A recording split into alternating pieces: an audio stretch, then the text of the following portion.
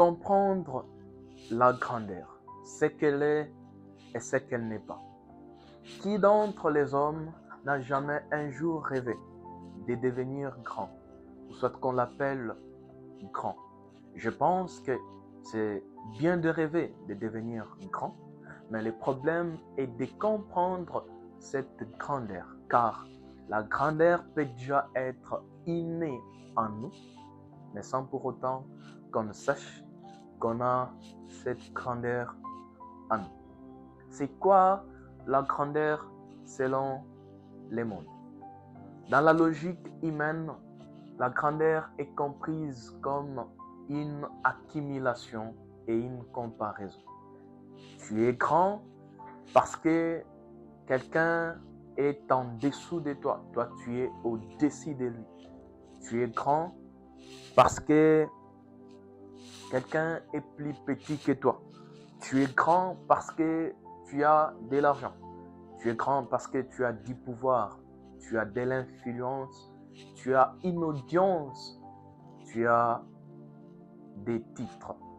Ce qui fait à ce que plus tu accumules, plus tu es considéré comme grand. Mais cette logique pose un problème fondamental, car elle mesure la grandeur d'une personne par ce que la personne possède et non par ce que la personne est en elle-même. La personnalité de la personne vient après sa richesse. Les avoirs de la personne viennent avant l'être de la personne. Ce qui fait à ce que la richesse est devenue une identité de certains, les statuts deviennent même une personnalité et le succès devient une définition de l'être. C'est pourquoi vous verrez un jeune homme, lorsqu'il se trouve un travail, la première des choses, c'est s'acheter un bon téléphone. C'est arranger sa façon de s'habiller pour qu'il puisse donner l'impression qu'il a changé, qu'il a un nouveau statut d'un grand. Il vit maintenant comme un grand. Il se comporte comme un grand parce qu'il commence à accumuler quelque chose. Dans la plupart des familles même, on considère beaucoup plus celui qui a l'argent comme grand et ceux qui n'ont pas comme non grand.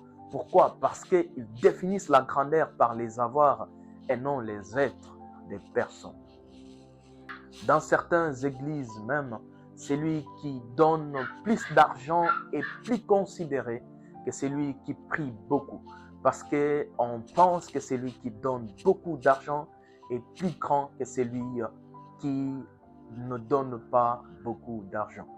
On a copié la logique du monde de la grandeur, celle qui définit la grandeur par l'accumulation et la comparaison. On compare même les gens. Celui-ci a plus de véhicules, celui-ci a plus de biens que l'autre, celui-ci a un statut social plus que tout le monde et on lui doit les respects. On les respecte pourquoi? Pour ses avoirs et non pour son être. Parce que lorsque cette personne n'aura plus ce qu'il a, il ne bénéficiera pas du respect qu'il a devant ces gens. Deuxièmement, la grandeur est comprise comme une visibilité. La grandeur est comprise comme une mise en scène. Aujourd'hui, tout ce qui est populaire est grandeur. Le monde définit tout ce qui a des visibilités comme grandeur. Ce qui fait qu'on fait certaines choses par compétitivité, par rivalité, pour dépasser les autres, pour attirer l'attention des autres, afin qu'on soit considéré comme grand, pour qu'on prouve qu'on a la capacité ou l'être des grands. Je fais les pleins plus que lui, sold out, je rassemble plus de personnes que lui, je suis plus grand que lui, moi d'ailleurs je remplis ça, lui n'a pas rempli, lui a Betim Piaka, Nana Tony Saka. C'est comme ça maintenant qu'on détermine la grandeur par la rivalité, par la compétition. La grandeur, selon le monde, est comprise comme une forme de compétition où on travaille à pied levé pour dépasser les autres, où on ne travaille pas pour soi, pour son bien-être, mais pour dépasser quelqu'un qui est à côté de soi. Pour qu'on puisse être plus que celui qui est à côté de soi. C'est pourquoi vous verrez même certains chrétiens maintenant qui ont opté le système mondain de travailler pour la visibilité. Il ne peut pas faire une action sans pour autant qu'il y ait une caméra. Il ne peut pas parler de Dieu, prêcher quelque part sans pour autant qu'il y ait les caméras. À chaque fois qu'il y a une caméra, il est plus sérieux. Il prêche durement avec zèle. Pourquoi? Parce qu'il sait qu'il aura des belles images à la fin pour poster. Il n'y a aucune action aujourd'hui chrétienne qui est faite sans filmer. Tout, même la délivrance maintenant est filmée. Vous vous imaginez les niveaux? Même la délivrance d'une personne, d'une vie d'une personne. On filme pourquoi? Pour prouver qu'on est là. Ouais. On dépasse les autres, on a la grandeur. Alors que la délivrance, c'est l'identité spirituelle d'une personne secrète qu'on est censé faire dans la discrétion. Car c'est la touche à la personnalité de la personne, c'est la touche à l'être spirituel de la personne. Et dans un hôpital, on ne révèle pas toujours les choses que l'on fait avec intimité. Pourquoi? Parce que c'est la touche à la profondeur et à la personnalité d'une personne. Aujourd'hui, même beaucoup d'actions, surtout évangéliques, beaucoup de choses, on les fait non pas parce qu'on a la passion et les ailes d'évangéliser, mais parce qu'on aura des belles images à poster les soirs pour prouver aux autres que moi aussi j'évangélise. Voilà pourquoi on n'a plus d'impact dans nos descentes évangéliques. Parce que tout est fait que pour la visibilité. Tout est fait pour qu'on nous voie. Tout est fait pour que les gens nous applaudissent, disent waouh, des belles images. Mais on n'est plus influent, on n'a plus beaucoup de résultats, d'authenticité des conversions. En force, on devient mécanique. On est en train de forcer les choses. Pourquoi? Parce que notre motivation d'abord n'est pas la gloire de Dieu, mais la visibilité. Qu'on s'efface un nom, qu'on s'efface une marque, qu'on puisse être aussi visible. C'est que nous voyons dans des descentes évangéliques, dans des actions évangéliques. Les gens ne viennent plus pour l'amour des perdus. Les gens viennent pour des belles images. Et vous verrez, à chaque fois que quelqu'un prêche quelque part, il faut qu'il poste ça. Il faut qu'il poste ça. Il faut qu'il poste ça. Pourquoi? Parce qu'il prêchait pour la visibilité. Ça, c'est le monde qui fait tout ce qu'il fait pour la visibilité. Regardez aujourd'hui, les œuvres caritatives se font que parce qu'il y a une visibilité. C'est parce qu'il y a une caméra et je peux aider une personne. Je peux venir en assistance d'une personne parce que les soirs, j'aurai de belles images pour poster, pour prouver au monde que moi, je suis grand et je fais le bien aux hommes. Alors qu'en soi, lorsqu'on fait une aide, on n'est pas censé toujours poster. On n'est pas censé toujours montrer aux gens. Mais pourquoi on poste? Parce que pour que nous soyons dans notre cocon, il faut qu'on poste cela afin que les gens nous applaudissent. Mais on oublie qu'un jour aussi, on nous a aidés dans les secrets. On n'a jamais montré ça. On n'a jamais d'ailleurs dit à quelqu'un qu'on nous avait aidés.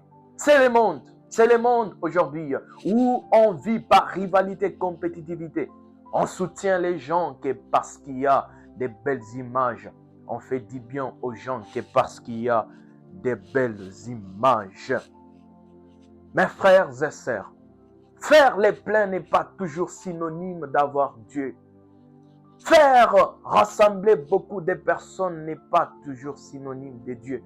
Aujourd'hui, la grandeur selon le monde est comprise comme une mise en scène, où tout est sur scène, où tout est filmé, où tout doit être montré aux gens. Pourquoi? Parce qu'on sait que c'est ça la grandeur. Pourquoi? Parce qu'on s'est fait l'image de la grandeur.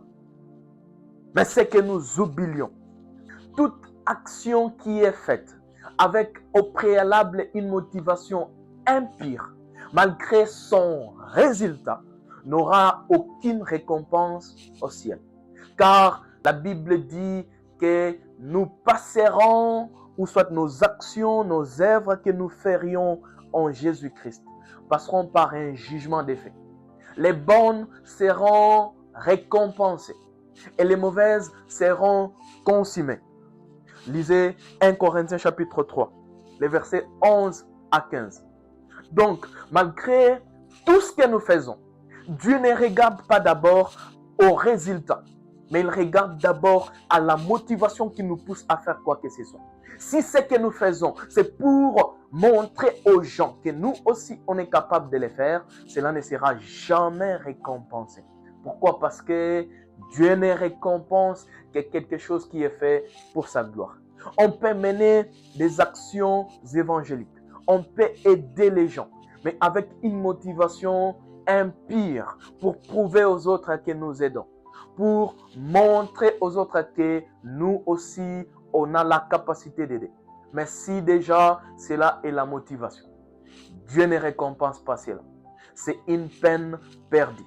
C'est quelque chose qui est fait pour qu'ensuite cela ne soit pas récompensé. Aujourd'hui, la grandeur est comprise comme les vies et les abonnés. Oh, mes frères et sœurs. Aujourd'hui, celui qui a plus de vies, plus d'abonnés, se considère plus grand. Qui a dit qu'avoir beaucoup de vies est synonyme de la grandeur? C'est le monde. Aujourd'hui, ceux qui ont plus de vies et d'abonnés se considèrent comme s'ils sont plus grands que tout le monde. Pourquoi? Parce qu'il est beaucoup plus suivi. Il se considère comme étant il est grand.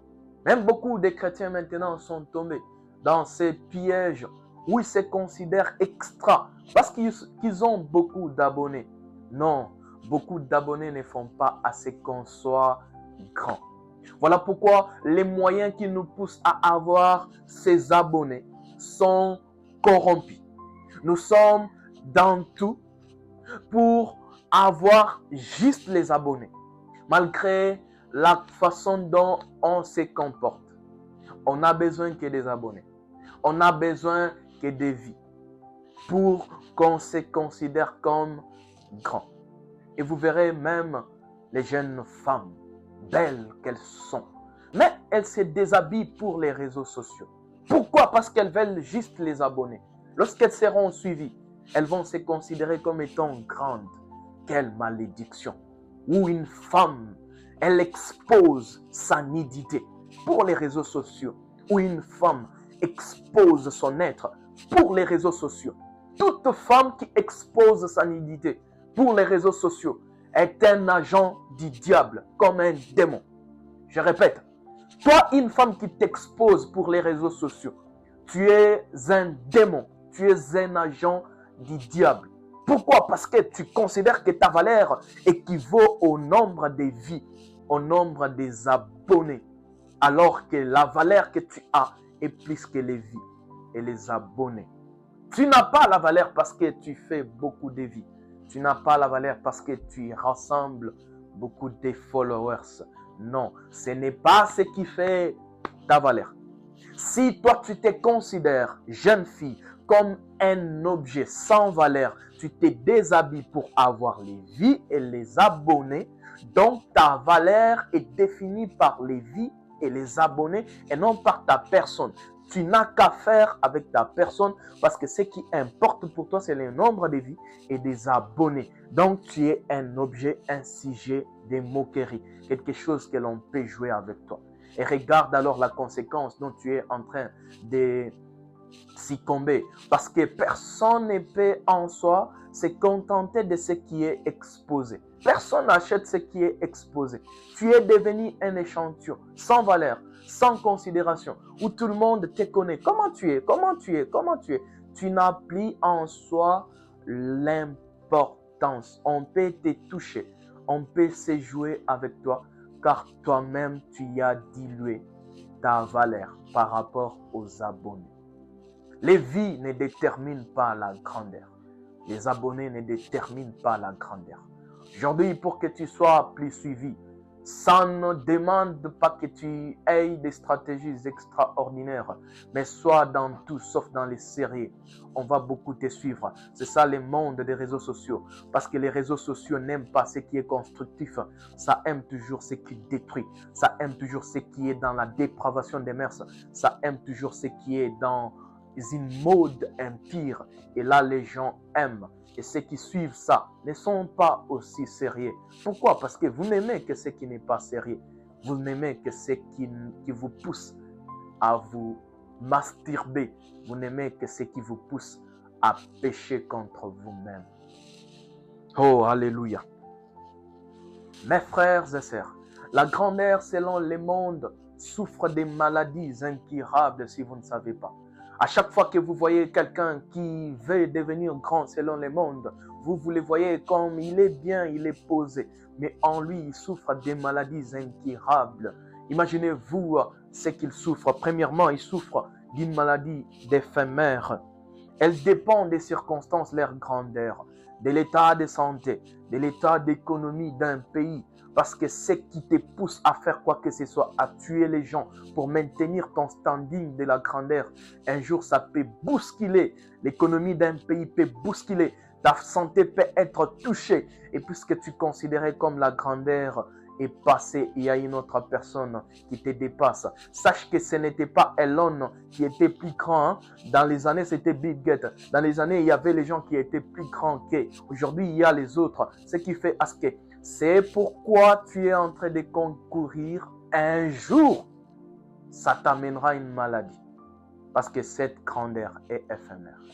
Deuxièmement, l'insatiabilité. Celui qui cherche la grandeur selon le monde n'en a jamais assez. Car il est comme insatisfait. Il est en train de poursuivre quelque chose dont il n'arrive pas à atteindre. Pourquoi? Parce qu'il veut combler un vide spirituel par ce qui est matériel. C'est ça la grandeur selon le monde. C'est de vouloir combler un vide spirituel par ce qui est matériel. Ce qui est matériel ne peut combler ce qui est spirituel. La grandeur selon le monde vous prône à combler ce qui est spirituel par ce qui est matériel. Voilà pourquoi il y a beaucoup de grands qui se suicident, beaucoup de soi-disant grands, ceux qui ont l'argent, ceux qui ont les biens, qui se suicident. Pourquoi? Parce qu'il y a quelqu'un qui les a dépassés, parce qu'il pourchassait quelque chose dont il voulait satisfaire un désir en lui qu'il n'a pas pu. Pourquoi? Parce qu'il pensait qu'il allait satisfaire cela. Faites très attention, mes frères et sœurs.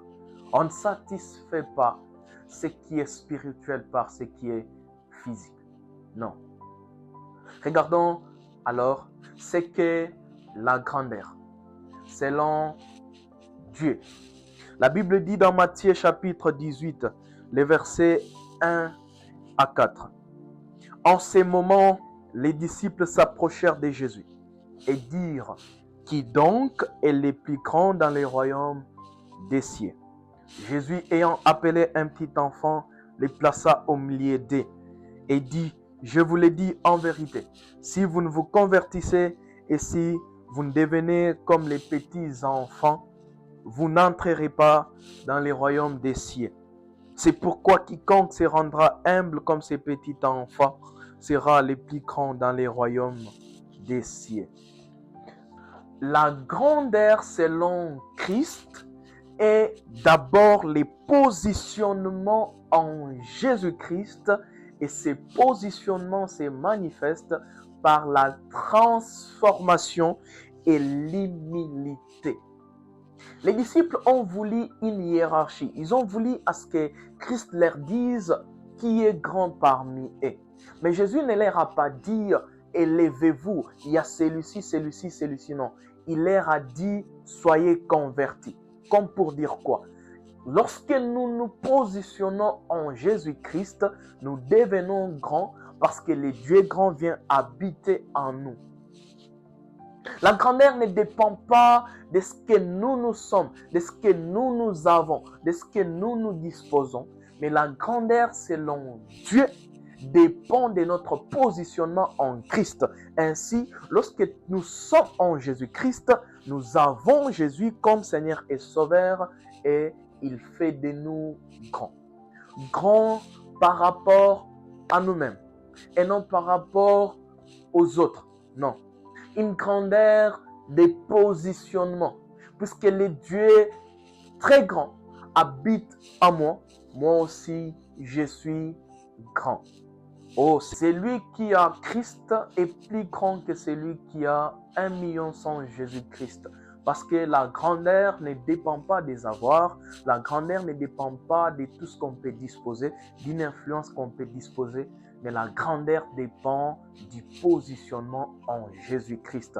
Voilà pourquoi, mon frère, ma sœur, ne te pervertis pas parce que tu veux avoir quelque chose sous prétexte que cela va te rendre grand, cela va te donner la valeur, cela va te valoriser, cela va te donner de l'influence. Non. Étant donné que tu as Jésus, tu es déjà grand parce que c'est ce qui importe plus. Alléluia. Lisons Philippiens, chapitre 2, le verset 5 à 11. La Bible dit, ayant vous les sentiments qui étaient en Jésus-Christ, lesquels existant en forme de Dieu, n'a point regardé comme une proie à arracher, d'être égal avec Dieu. Mais il s'est dépouillé lui-même en prenant une forme de serviteur, en devenant semblable aux hommes et ayant paru comme un simple homme. Oh, quelle humilité de Jésus! Il s'est humilié lui-même, se rendant obéissant jusqu'à la mort, même jusqu'à la mort de la croix. C'est pourquoi aussi Dieu l'a souverainement élevé et lui a donné le nom qui est élevé au-dessus de tout nom, afin qu'au nom de Jésus, tout genou fléchisse dans les cieux et sur la terre et sous la terre, et toute langue confesse que Jésus-Christ est Seigneur à la droite du Dieu le Père.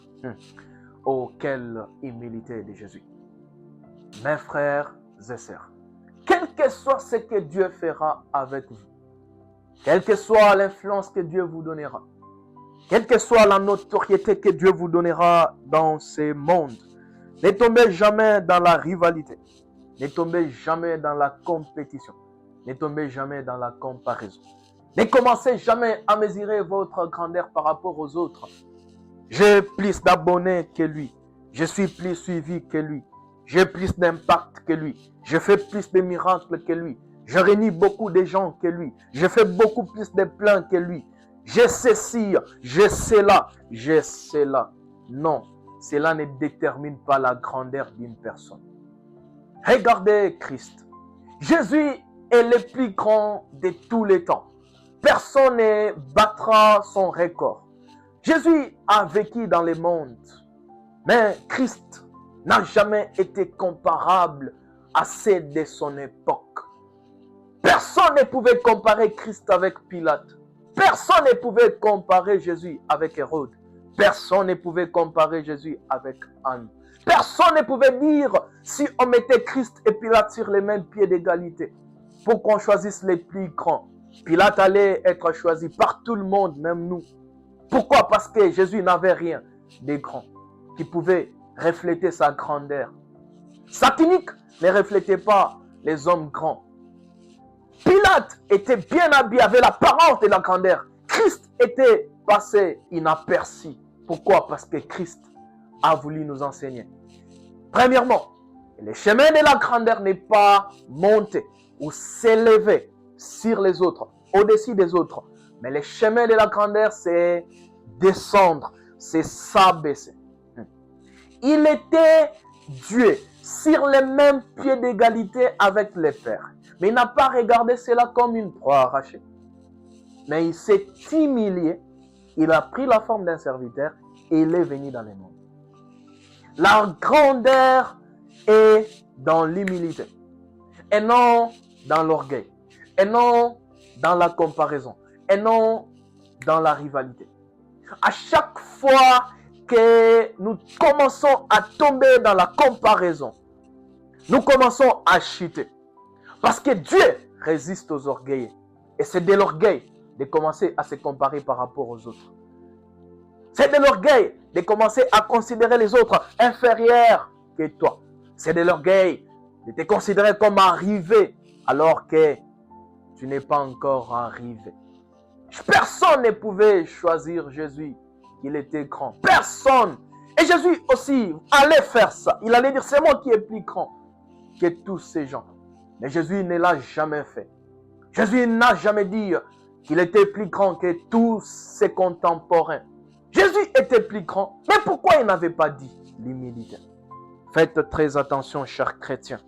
La comparaison n'est pas toujours la raison. Car ce que les hommes voient ne détermine pas toujours ce que Dieu appelle grand. La grandeur selon Dieu est différente du monde. Nous, on peut t'acclamer aujourd'hui. Tu es grand, tu as plus d'abonnés, tu as plus de vies, tu as plus de titres que tout le monde. Oh! Pourquoi tous ces titres? C'est parce qu'on veut être grand. Tout le monde qui court derrière les titres, archibishop, bishop, évêque, vicarius Félidé, c'est parce que nous courons derrière les titres. On a maintenant aujourd'hui même des vicarius Félidé dans l'église de Christ. Ce n'est plus à l'église catholique romaine, mais aussi chez nous, on a des papes. Donc après Dieu, c'est toi. Après Dieu, c'est toi. Donc tu te considères plus supérieur qu'aux autres. Les titres. La titromanie. La titromanie, c'est un piège du diable. C'est un piège du diable parce que tu commences à te considérer grand que tout le monde. Faites très attention, vous qui courez derrière les titres. La grandeur n'est pas dans les titres. On peut avoir les titres qui révèlent la grandeur, mais en soi, on est petit. Jésus qui était plus grand n'était pas dans les titres. Il était le serviteur de tous. Il avait ses disciples les pieds. Il servait ses disciples. Il a montré le chemin même de la grandeur, l'humilité. Quand on veut la grandeur, on doit accepter l'humilité. On doit accepter d'être effacé. On doit accepter de conserver cette grandeur par notre humilité. Dieu a fait de toi grand par ton positionnement. Mais ne t'élève pas avec les valeurs mondaines. Car à chaque fois que tu t'élèveras avec les valeurs mondaines, tu tomberas. Tu tomberas. Mes frères et sœurs, la véritable grandeur, c'est dans l'humilité. L'humilité par rapport à soi. L'humilité n'est pas d'abord par rapport aux autres, mais par rapport à soi. Où tu te considères que tu es humble, que tu as des manques, que sans Dieu tu ne vaux rien, que sans Dieu tu ne peux rien faire. Où ton cœur te dit, je suis incapable à faire ceci. Où ton cœur te dit, qu'est-ce qui me coûte d'accepter que je suis plus petit que tout le monde? Ou devant tes propres yeux, tu te considères comme étant petit. Petit d'abord devant toi. Petit d'abord à tes propres yeux. Parce qu'il y a certains qui affichent l'humilité devant les autres, mais lorsqu'ils sont à l'intérieur d'eux-mêmes, l'arrogance les ronge. L'arrogance, l'orgueil, la rivalité les ranime. Ça, ce n'est pas l'humilité. L'humilité, c'est lorsque devant toi-même, pas devant quelqu'un, tu te dis je suis humble. Mais deuxièmement, devant Dieu, où tu te dis Seigneur, c'est toi le plus grand. Moi, je ne suis qu'un serviteur. Et c'est toi le plus grand. Troisièmement, devant les hommes, où tu considères les hommes plus grands. Quel que soit tout ce que tu es, quel que soit ce que Dieu fait avec toi, quel que soit l'impact que Dieu va te donner, tu te considères comme les plus petits des autres. Tu sers comme un plus petit. Ça, c'est la grandeur venue de Dieu, mais pas une grandeur qui est mondaine. Regardez celui qui a accepté le chemin de l'humilité. Il a reçu le nom qui est élevé au-dessus de tous les noms. Aujourd'hui, nous sommes sauvés par qui? Par Jésus. Nous sommes guéris par qui? Par Jésus. Nous sommes délivrés par qui? Par Jésus. Nous avons la puissance par qui? Par Jésus. Nous avons l'impact par qui? Par Jésus. Jésus, Jésus, Jésus. Jésus, Jésus, Jésus. Mais quel est ce chemin que Christ a emprunté pour sa gloire? L'humilité. Tu veux vivre la gloire de Dieu, sois humble. Tu veux que Dieu t'utilise, sois humble. Tu veux que Dieu te donne un impact, sois humble. Sois humble, car l'humilité précède la gloire. Oh, prions. Père, je prie pour mon frère et ma sœur qui a suivi ces messages. Je demande à ce que Dieu t'accorde à demeurer humble au nom de Jésus. Que Dieu te garde humble à ses propres yeux. Que les sentiments qui étaient en Jésus-Christ soient également ton partage dans le nom de Jésus. Je prie pour l'orgueil, que l'orgueil ne puisse pas t'envahir au nom de Jésus. Que Dieu te donne l'impact pour sa gloire. Que Dieu te fasse grand pour sa gloire. Que Dieu fasse de toi des grandes choses pour sa gloire. Au nom de Jésus de Nazareth, nous avons ainsi prié. Amen. Merci beaucoup et que Dieu vous bénisse abondamment.